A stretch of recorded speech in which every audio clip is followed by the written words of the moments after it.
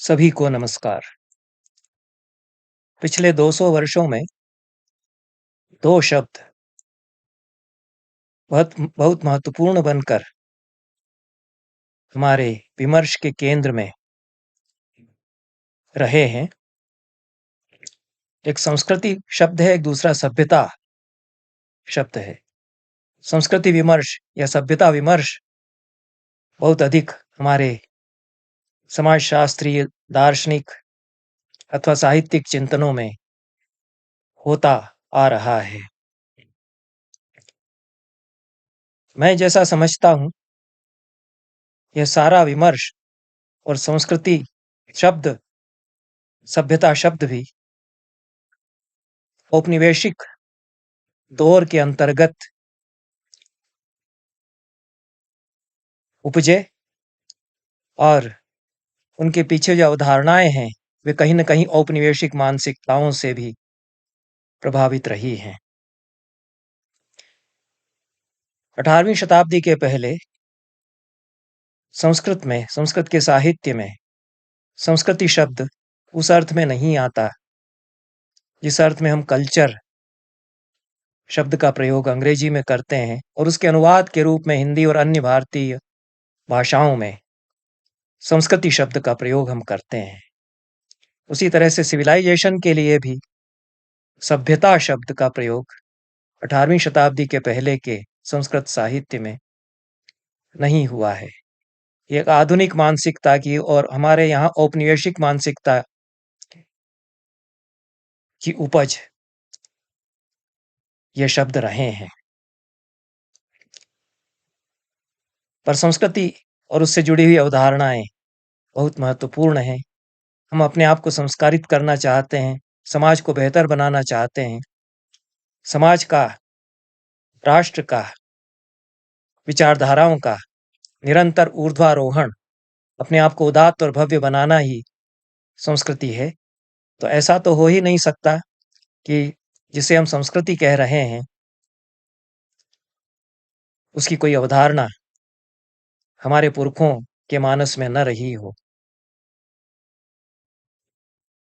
और उन्होंने जिसको हम संस्कृति कह रहे हैं उसके लिए जिस शब्द का प्रयोग किया वह धीरे धीरे बाद में लुप्त होता गया। उसकी जगह पर, उसके स्थान पर अन्य शब्द आ गए। वेदों में, ऋग्वेद में, जो कि विश्व का सबसे प्राचीन ग्रंथ है, कृष्टि शब्द का प्रयोग हुआ है। कृष्टि का मूल अर्थ तो खेती करना, एग्रीकल्चर है। कृष धातु से यह शब्द बना है, कृष खेती करना। इसी कृष धातु से ही कर्षक, कृषक, कर्षण ये शब्द बने हैं। और यही धातु अन्यान्य विश्व की भाषाओं में यात्रा करती है, जिसको यूरोप के विद्वानों ने भारोपीय भाषा परिवार कहा, तथाकथित भारोपीय भाषा परिवार, क्योंकि उसकी अवधारणा अब उस रूप में स्वीकार नहीं की जाती है। पर कुछ भाषाएं हैं जिनमें बहुत नैकट्य है संस्कृत के साथ, ग्रीक, लैटिन, पुरानी जर्मन आदि भाषाओं का, लिथुआनियन का, यूरोप की अन्य भाषाओं का, पुरानी फारसी का बहुत अधिक नैकट्य है, निकटता है। ये संस्कृत से निकली है ऐसा मेरा कोई आग्रह नहीं है कि माना जाए, पर इनमें समान शब्दावली, समान मुहावरे, समान वाक्य विन्यास रहे हैं और अनेक धातुओं की इनमें समानता रही है। ये कृष धातु जो है यही लैटिन में पहुंचती है, फ्रेंच में पहुंचती है, कल्तूर वहां हो जाता है, उसी से कल्चर हो जाता है। अंग्रेजी में जो कल्चर है वह तो कृष से आया और कृष्टि उसको कहा। तो जो कृष्टि है वेदों में वही कल्चर हो जाता है यूरोप में। इस बात को ध्यान में रखते हुए एक वेदों के बड़े मनीषी विद्वान जयचंद्र विद्यालंकार ने संस्कृति शब्द के प्रयोग का निषेध करते हुए भारतीय कृष्टि का काथा गा इस नाम से एक पुस्तक लिखी है। भारतीय संस्कृति कह सकते थे पर उसके स्थान पर उन्होंने भारतीय संस्कृति का का खा गा न कहकर भारतीय कृष्टि का खा गा कहा। भारतीय संस्कृति का स्वरूप समझाने के लिए उनको उचित लगा कि कृष्टि शब्द का प्रयोग किया जाए। पर मैं ऐसा भी कोई आग्रह नहीं करूंगा कि संस्कृति शब्द को हटाकर अब हम कृष्टि शब्द का प्रयोग करें। यह शब्द तो आ गया। जिस तरह से हिंदू शब्द का प्रयोग विदेशियों ने हमारे लिए किया, अरब देश के लोगों ने हमारे लिए किया और बाद में हमने उसको स्वीकार कर लिया, उसी प्रकार से संस्कृति शब्द का प्रयोग कल्चर के अनुवाद के रूप में हमने करना आरंभ किया और उसकी अवधारणाएं इतनी व्यापक और अनिवार्य हैं कि उस शब्द को भी हम छोड़ नहीं सकते हैं। सभ्यता शब्द भी इसी प्रकार का शब्द है जो सिविलाइजेशन के लिए हमारी भाषा में आ गया। सभायाम साधु सभ्य और सभ्यस्य शीलम सभ्यता, ऐसा कुछ निरुक्तिपरक अर्थ होगा। सभा में जो शालीनता से व्यवहार करता है वह सभ्य है और सभ्य का जो शील है वह सभ्यता है। तो वह भी मूलतः सिविलाइजेशन का अर्थ नहीं देता है। तो यह सत्य है कि यजुर्वेद में एक स्थान पर संस्कृति शब्द का प्रयोग हुआ है, सा प्रथमा संस्कृतिर विश्ववारा। और ऐत्रेय ब्राह्मण जो ऋग्वेद का ब्राह्मण है, ईसा से कम 1000 वर्ष पूर्व लिखा गया, उसमें संस्कृति की व्याख्या ऐत्रेय महिदास ने एक बहुत बड़े परिप्रेक्ष्य में की है। आत्म संस्कृतिर वाव शिल्पम और त्रिविधम तत् दैवम च मानुषम च। वे कहते हैं कि जितने भी शिल्प हैं ये हमको भीतर से संस्कारित करते हैं। तो शिल्प आत्म संस्कृति है, आत्मा की संस्कृति है, आत्मा को संस्कारित, मनुष्य के अंतःकरण को संस्कारित करता है। और वे उदाहरण भी देते हैं कि यह जो लकड़ी के खिलौने बनाता है, कारीगर कुछ काम करता है, वह बाहर को ही संस्कारित तो परिमार्जित नहीं करता, अपने भीतर को भी वह संस्कारित करता है। इसलिए जितने भी शिल्प कलाएं हैं वे आत्म संस्कार करती हैं, वे आत्म संस्कृति प्रदान करती हैं। और शिल्प दो प्रकार का है, एक दैव, दूसरा मानुष। दैव शिल्प ईश्वर की रची हुई कविता, ईश्वर का रचा हुआ शिल्प यह संसार है। और उसके समानांतर मनुष्य जो रचता है वह मानुष शिल्प है। पश्य देवस्य काव्यम न ममार न जीर्यति। अथर्ववेद के कवि कहते हैं यह सारा ब्रह्मांड, यह सारा जो विश्व है, यह परमात्मा की रची हुई कविता है जो कि अजर अमर है। यह ऐसा ही था और ऐसा ही रहेगा। इसीलिए महामहोपाध्याय रामावतार शर्मा इस विश्व को सनातन मानते हैं और प्रकृति और पुरुष दोनों इसी में सर्वात्मवाद की परिकल्पना करते हुए वो कहते हैं कि अंतर्निहित है, अंतर्गुम्फित है, कुछ भी अलग अलग नहीं है। यह सत्ता है, एकात्म सत्ता है। इस रूप में यह सारा विश्व ईश्वर की रची हुई कविता है और इसको रचकर ईश्वर इसमें समा गया है। यही वैदिक दर्शन है।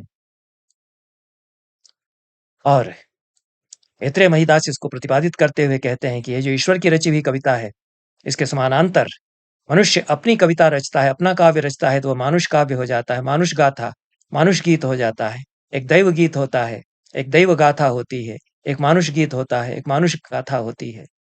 तो वहां पर संस्कृति की जो अवधारणा है कि अपने आप को संस्कारित करती है, जितनी भी कला है, शिल्प है, कविता है, उस रूप में आई है। एक दूसरे परिप्रेक्ष्य में हम आज एक सांस्कृतिक विमर्श के रूप में पूरे समाज के आचार विचार और दर्शन, चिंतन, मनन, ये सब भी जिसमें आ जाते हैं, उस रूप में संस्कृति को समझते हैं। और यह संस्कृति का विमर्श इस अर्थ में हम करते हैं। लेकिन जो विश्वबोध है हमारा, वह बना रहे, तब हम यह विमर्श करें, तभी उसकी सार्थकता है। यह विश्वबोध ऐत्रेय महिदास ने हमें दिया, यजुर्वेद ने हमें दिया, अथर्ववेद। प्रश्न यह आता है कि संस्कृति शब्द का प्रयोग तो जिस अर्थ में संस्कृति शब्द हम समझ रहे हैं ठीक ठीक उसी अर्थ में प्राचीन हमारे साहित्य में नहीं हुआ। वहां तो कृष्टि उसको कहा गया है, और ये माना गया है कि जो कृष्टि है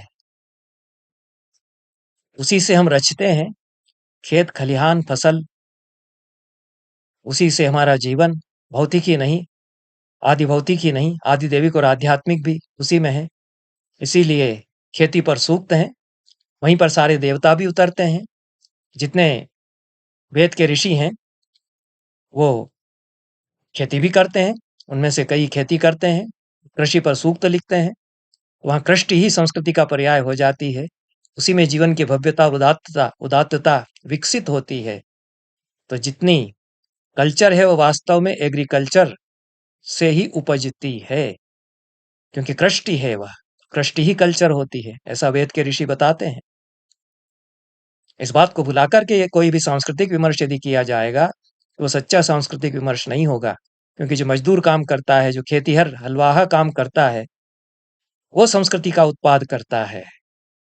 केवल कमरे में बैठ कर के चिंतन करने वाले, कविता लिखने वाले, बड़ी बड़ी बातें हाँकने वाले संस्कृति का निर्माण नहीं करते हैं। हमारे ऋषियों की तो यही अवधारणा थी। इस अवधारणा को लेकर के ही सांस्कृतिक विमर्श किया जाना चाहिए। और प्रश्न जो उठता है वह कि कृष्टि शब्द तो ऋग्वेद में आया, वैदिक साहित्य में अधिक से अधिक आया, और उसके बाद तो लौकिक संस्कृत साहित्य में तो इस अर्थ में उसका प्रयोग नहीं हो रहा है कि कृष्टि हमारी बढ़े। पंच जनाह कृष्टि, ये सब हम जन, ये भी कृष्टि है, हमारा समाज कृष्टि है। ये जो कृष्टि का एक सांस्कृतिक विमर्श के अंतर्गत बृहत्तर रूप, व्यापक स्वरूप बताते हैं हमारे ऋषि, वह तो कृष्टि शब्द ही लुप्त होता गया है, वैदिक शब्द ही रह गया, वह बाद में वह नहीं आया। तो कौन सा शब्द है? जहां तक मेरी समझ है, धर्म शब्द उसके स्थान पर आ जाता है।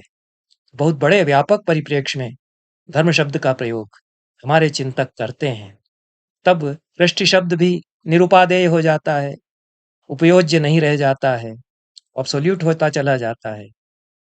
और संस्कृति शब्द की उनको आवश्यकता नहीं है, क्योंकि धर्म है। धारणा धर्म इत्याहु, धर्मो धारयते प्रजाः। जो धारण करता है प्रजाओं को, समाज को, राष्ट्र को, कुटुंब को, व्यक्ति को, वह धर्म है। और संस्कृति भी तो धारण करती है। किसी भी राष्ट्र का आधारभूत तत्व उसकी संस्कृति हुआ करती है। तो धर्म की व्यापक विवृत्ति में, उसकी व्यापक अवधारणा में संस्कृति समा जाती है। इसलिए संस्कृति शब्द का प्रयोग करने की आवश्यकता नहीं है यदि धर्म हमारे पास है। धर्म की धरती पर ही संस्कृति के उपवन खिलते हैं, और एक उपवन नहीं है भारत में, इसलिए एक संस्कृति नहीं है। धर्म तो धरती है, और उसमें कई कई संस्कृतियों के कई कई उपवन खिलते हैं। हर एक उपवन में कई कई क्यारियां हैं, कविताओं की क्यारियां हैं, शिल्पों की क्यारियां हैं, दार्शनिक विमर्श की क्यारियां हैं। विराट सांस्कृतिक क्षेत्र जो है वह धर्म का क्षेत्र है, ऐसा हम कह सकते हैं। पर धर्म शब्द तो हाईजैक कर लिया गया, उसका तो नाम लेने में अब थोड़ी सी चिंता होने लगती है कि मैं धर्म कहूंगा तो क्या समझेंगे लोग।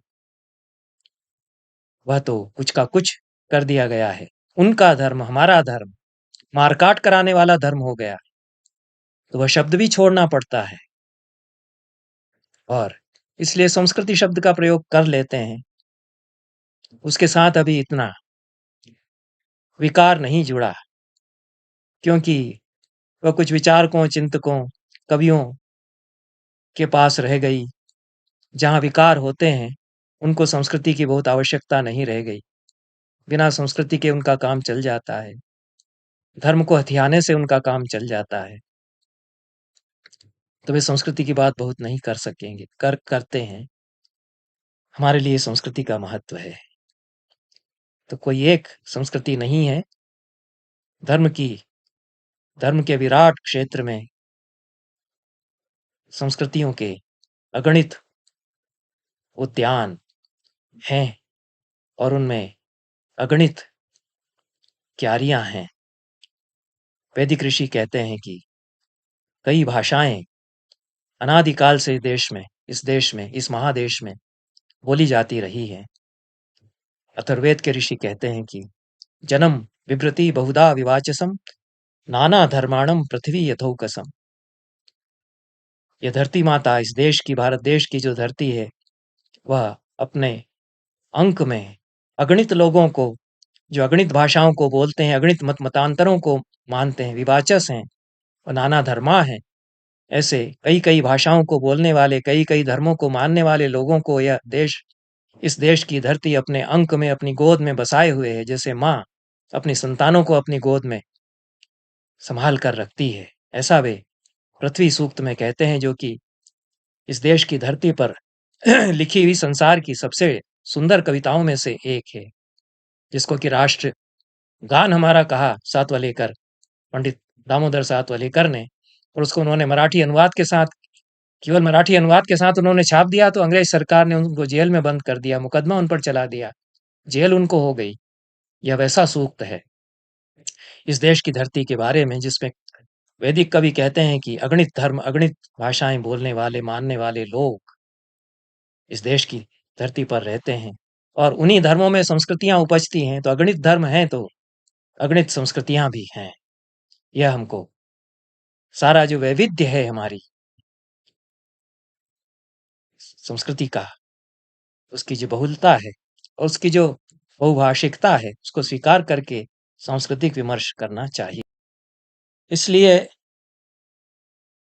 सांस्कृतिक विमर्श जब भी हम करते हैं या संस्कृति की बात करते हैं, तो हमारे पुरखे जो धर्म को लेकर विमर्श कर रहे थे, उसको हम ध्यान में रखें।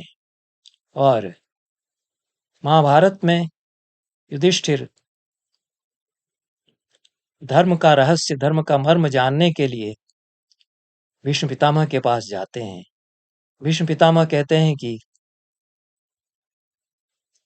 जो धर्म धर्म के आड़े आ जाता है, वह धर्म नहीं रह जाता, वह अधर्म हो जाता है।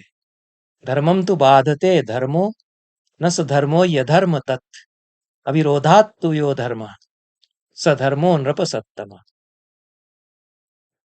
कहना भीष्म चाहते हैं कि एक व्यापक धर्म है, जो कि देश को, समाज को, राष्ट्र को धारण करता है, हम सबको धारे हुए है, वह तो आधार भूमि है हम सबकी, उसके बिना तो निराधार हम हो जाएंगे। और कुछ धर्म होते हैं, तानि धर्माणि प्रथमान्यासन, और भी कई कई धर्म उदित हुए, मत मतांतरों के रूप में, रीति रिवाजों के रूप में, कर्मकांडों के रूप में। ये धर्म यदि धर्म के आड़े आ जाएंगे, जो कि आधारभूत धर्म है, सच्चा धर्म है, तो वे धर्म नहीं रह जाएंगे, वे अधर्म हो जाएंगे। यदि आप कर्मकांडों के नाम पर, प्रथाओं के नाम पर, रिवाजों के नाम पर, मूर्तियों के नाम पर, मंदिरों के नाम पर, मस्जिदों के नाम पर, गिरजाघरों के नाम पर विश्वमन करते हैं, बांटते हैं समाज को, द्वेष फैलाते हैं, तो आप अधर्मी हैं, अधर्म का आचरण करते हैं। भीष्म पितामह यही कह रहे हैं। इसलिए धर्म के मर्म पर विचार करते हुए जो व्यापक धर्म है उस पर विचार करें। और वह व्यापक धर्म भी ऐसा नहीं है कि हमने बता दिए 10 सिद्धांत, बस इनको मानो और यही धर्म, यही व्यापक धर्म हो गया। धृति क्षमा दमोस्तेयम सत्यमिंद्रिय निग्रह ह्रीर विद्या सत्यम क्रोधो दशकम धर्म लक्षणम। 10 धर्म के लक्षण मनु ने बता दिए, यही धर्म है, क्योंकि ये तो आधारभूत तत्व है।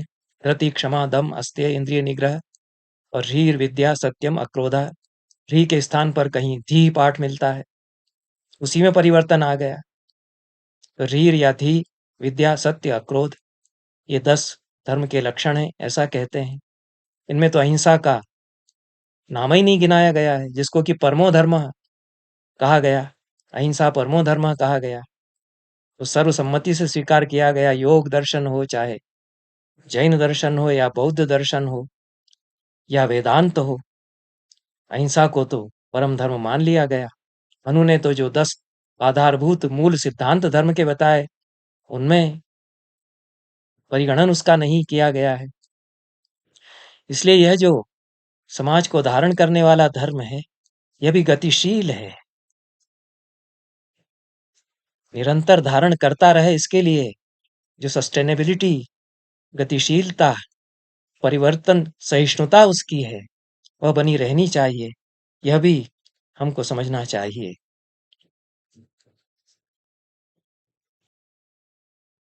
हमारे महापुरुषों ने, तत्वचिंतकों ने, विचारकों ने, समाज का नेतृत्व करने वाले मनीषियों ने जब धर्म की चर्चा की, तो उसकी इस व्यापक विवृति को, कि वह निरंतर गतिशीलता के साथ समाज को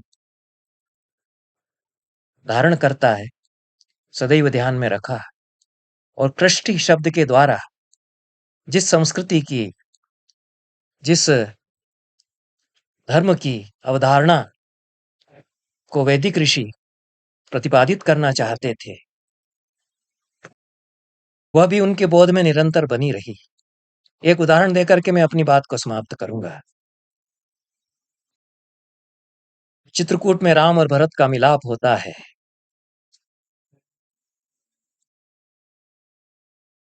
भरत राम को मनाने के लिए जाते हैं कि आप वापस आ जाइए। राम भरत से कुशल प्रश्न करते हैं। जो बड़ौदा से प्रकाशित समीक्षित पाठ वाला संस्करण है, उसमें राम ने भरत से लगभग 50 प्रश्न पूछे हैं। गीता प्रेस गोरखपुर वाला जो संस्करण है, उसमें कतिपय श्लोक अधिक हैं, लगभग 75 प्रश्न उन्होंने वहां पूछे हैं। जहां तक मैं समझता हूं, इन प्रश्नों में धर्म का और संस्कृति का मर्म समाया हुआ है, और वो आज के हमारे सांस्कृतिक विमर्श के अध्येताओं के लिए बहुत ही उपादेय हैं।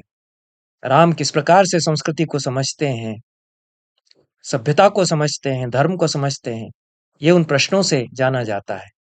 राम तो पूछते तो यही है कि ऐसा ऐसा हो रहा है या नहीं, ऐसा तुम करते हो या नहीं, लेकिन उनका जो सकारात्मक उत्तर है, वही हमारी संस्कृति है, वही हमारा धर्म भी है।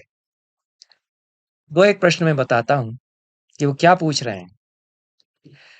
कच्चित्ते दयिता सर्वे कृषि गोरक्ष जीविनः। खेती करने वाले लोग, गाय पालने वाले लोग, ग्वाले, ये सब तुमको प्यारे हैं या नहीं, जिन्होंने अपनी जीविका कृषि और गोरक्ष को बना रखा है? ये एक प्रश्न है। दूसरा प्रश्न है, कच्चित स्त्रियः सांत्वयसि कच्चित्ताः सुरक्षिताः। तुम्हारे राज्य में तुम स्त्रियों को सांत्वना तो देते रहते हो, आश्वस्त तो किए हुए हो, स्त्रियां आश्वस्त तो रहती हैं तुम्हारे राज्य में या नहीं, सुरक्षित हैं या नहीं, ये प्रश्न करते हैं। और भी प्रश्न है, तुम अपने सैनिकों को, कर्मचारियों को पगार समय पर दे देते हो या नहीं, ये भी राम पूछते हैं। कच्चित चैत्य शतैर्युक्तः सुनिविष्ट जनाकुलः देवस्थानैः कृपाभिश्च तड़ागैश्चोपशोभितः। तुम्हारा राज्य सैकड़ों चैत्यों से युक्त, अच्छी तरह से भली भांति रहने वाले सामान्य लोगों से भरा हुआ, भरा पूरा, सैकड़ों देवस्थानों से युक्त, प्रपाओं से, प्याऊओं से युक्त, और तड़ागों से, तालाबों से भरा हुआ है या नहीं, ये पूछते हैं। तालाब हों, लोग समृद्धि से रहें, संपन्न रहें, स्त्रियां आश्वस्त रहें, खेती किसानी अच्छी तरह चले, प्रसन्न रहें किसान, खेत मजदूर, वही संस्कृति है। इन शब्दों के साथ मैं अपनी बात यहां समाप्त करता हूं। धन्यवाद।